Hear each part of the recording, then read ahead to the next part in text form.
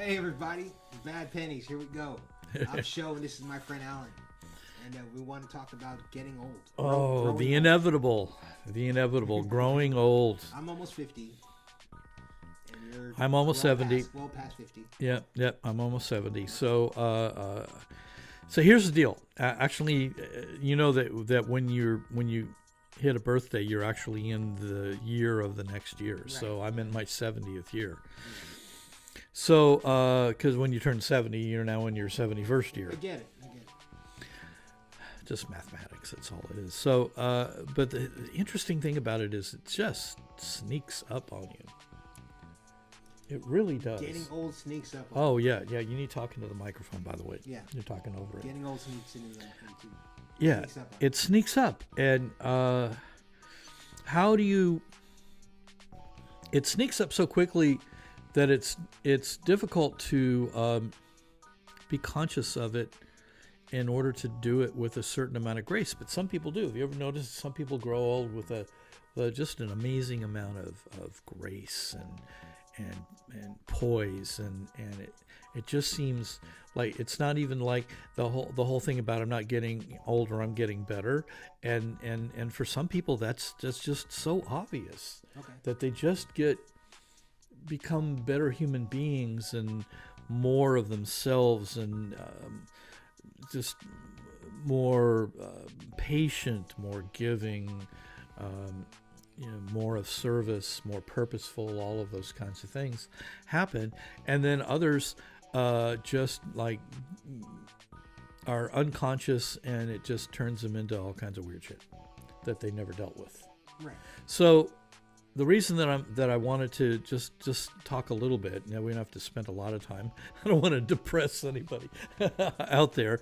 Growing old it has its benefits, and the obvious notwithstanding, of course, that you're still alive.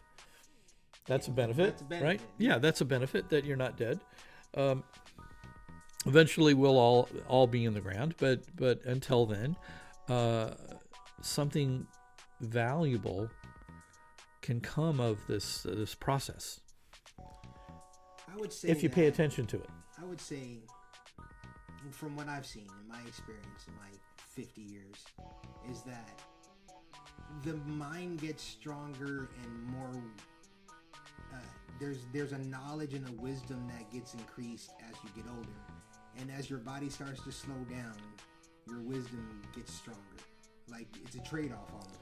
Because when you're young and you're dumb, it's a whole lot different than when you're wise. Well, the beauty about being young is that the brain works faster and it absorbs things. It learns things faster. As you get older. Recalling things become more difficult, and physically capable. Physical things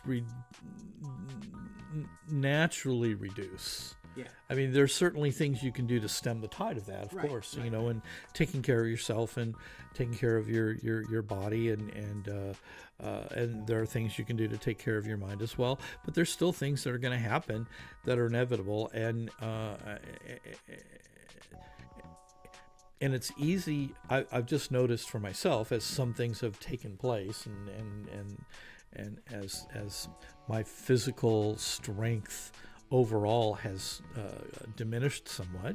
Certainly can't do the work I did when I was in my 20s and 30s, of course. Okay. But I'm still strong like bull. I mean, it's still doing things that I know some other men my age wouldn't even consider. Right. So, but I wanted to talk about the context more. Because growing old is going to happen if you stay alive. Yes. It's inevitable. Growing old is just growing old. It's numbers. Your context around the world can actually stay young and improve. And it's like we started today, before we got into doing the podcast today, we talked about a concept, what I called, what I talked to you about, which was entropy, about how things move from a state of being organized to a state of being disorganized, and it's a natural process. Entropy being initially a concept within the world of thermodynamics, but it applies to all things in life. And as we get older, we can let things fall apart. Mm-hmm. Or not. We can exert a little bit of control. You have to exert energy. You have to exert actions. You have to do things in order to stem the process of the natural process of degradation. Everything degrades. Okay. Everything degrades. Give it enough time, everything falls apart. That's just how the universe works. How energy works, how matter works. All of it works off of the same thermodynamic principle of entropy. Moving from organized to disorganized. So that's all the physics we're going to give you for probably all of our podcasts. Can't guarantee it, but because I'm definitely into physics. But this process can go bad. You can get old. Have you ever noticed that there are people that are in their 90s that act like they're 20 in some ways? I mean, that they have a life force that's as young and as alive as it was in their 20s.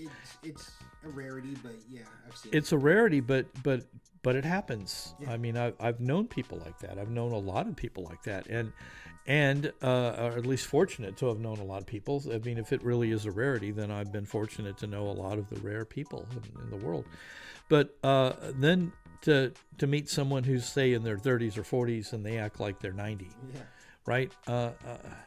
Because they're not doing anything to stay young. They're not doing anything that maintains their youthfulness. Physically, spiritually, mentally. And I think that's something that most people want. Otherwise, I wouldn't be talking about it. Yeah, but what I'm saying, you heard what I said, though, physically, spiritually, mentally, there's a whole lot of different ways of growing old. There are, and one of the ways that you can't keep from growing old physically. I mean, you can certainly stem the tide to a degree, but I've seen some of these yoga and physical fitness instructors die in their 50s and 60s. Right. So there's no guarantee that even that's gonna. No, you do what you can. But you do what you can, and not doing anything is probably going to give you almost for sure consequences, whereas doing something is better than nothing. Right. I don't know whether that's a profound statement, but doing something is always better than nothing. Right. But what I'm talking about here is the psychological, contextual approach that you can do something about, and it's very easy to stay young by not allowing yourself to, not allowing entropy to run its course. Right? You can do something about it. You can, and disciplining and maintaining your overall context of life will make that difference. So, I'll just explain mine, because you're all gonna want an example anyway. So why not? Okay. Why not use one that I'm using, because it seems to be working. So, at least, I think it is. Talk to the people around me, but I'm pretty sure they'll agree. And the context that I've been holding for quite a long time, actually, for many, many years, is that life works. Life works. Life works. And because life works, because that context that I hold that life works, and of course my purpose is to leave the world a better place than I found it. And because of that context of life working and a purpose of being of service and making the world a better place, there's a lot of actions that have had to take place to serve that. Okay? I've had to do things. I mean, it's not just, for me, those things aren't just words. All right? They can't be just words. You can't just like anything, words are cheap. They don't mean anything unless they're backed up with actions. And since we're talking to an audience of men, you do understand that who you are as a man is fully defined, really, in your actions. You judge a man by his fruit. Yep. Well, not just what he produces, but what he does. What he does will determine what he produces. Right. So, but it starts with that context of how you are approaching life. So, but through this context of life working, it's caused me to maintain. Am I boring you? No, excuse me. I don't know where they came from. I'm in this conversation, please. Okay, all right. That's all right. I'm boring me too. So, holding that context has allowed me to maintain a youthful approach to life. In other words, what are youthful approaches? Life works, which is an optimistic is organized. Optimism is organized. Okay. Pessimism is disorganized. All right. So and one of the natural things that happens as growing older is we become more jaded, more pessimistic, more dour, all our optimism, our hopefulness, and all of those kinds of things that naturally go or and associated with youth. A positive outlook. Yeah, tend to disappear.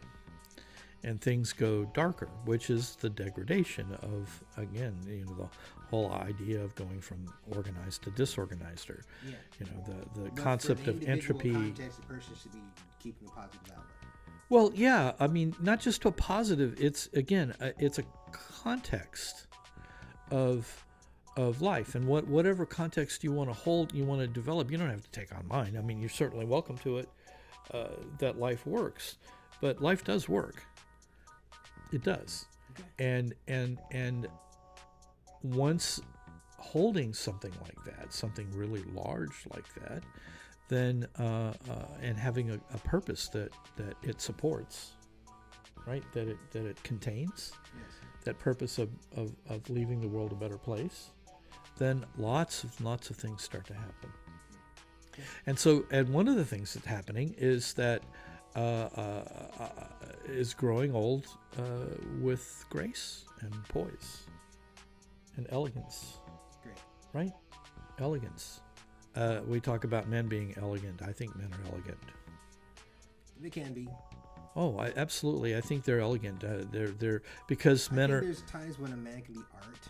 There's times when a man can be a tool. There's times when. Right, but men are basically simple. They're not, complicated the way women are complicated, and that's sort of part of the beauty of the balance anyway between men and women is what our strengths bring to the table. And how we can complement each other and learn from each other in those strengths and those differences, right? And that's why I say men are elegant, because they have an inherent simplicity to them. Simplicity. Yeah, and so again, the process, since we're talking about just growing old, does not mean you grow old here or here, right? You're not growing old spiritually, even.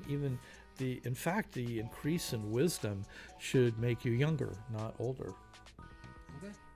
I think. You just don't have the strength or the endurance. Oh man, somebody broke down all these different definitions of power, and how the power is your ability to create energy, but then your strength is how fast can you create that energy, and endurance is how long can you maintain that energy. And I was just that was pretty cool. Yeah. So yeah, it's all about energy. It's all about energy. So, you can keep the, regardless of what happens physically. I even saw in my father in the weeks before he passed away, that his spiritual energy actually increased.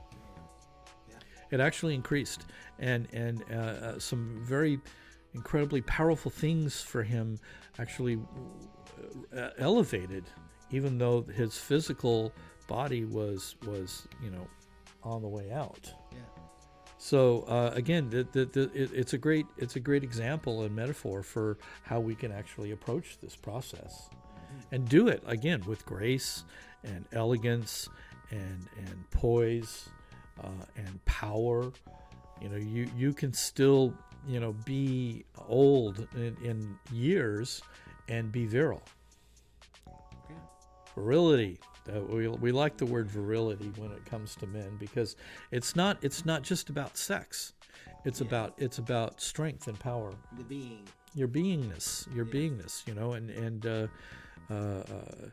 there are great examples throughout history of men who were powerful to the last breath. And you don't have to give it up. You don't have to give up your power. You can be powerful to the very end if you so choose. Yeah.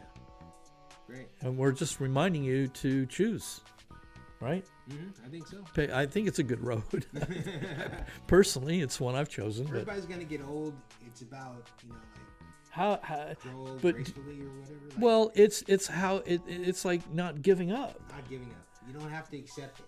You don't have to collapse into the entropy of your life, right? You can act upon it and maintain the organization. You can maintain the power of who you are. You could even improve and increase, you know, as much as possible. I saw my father do that.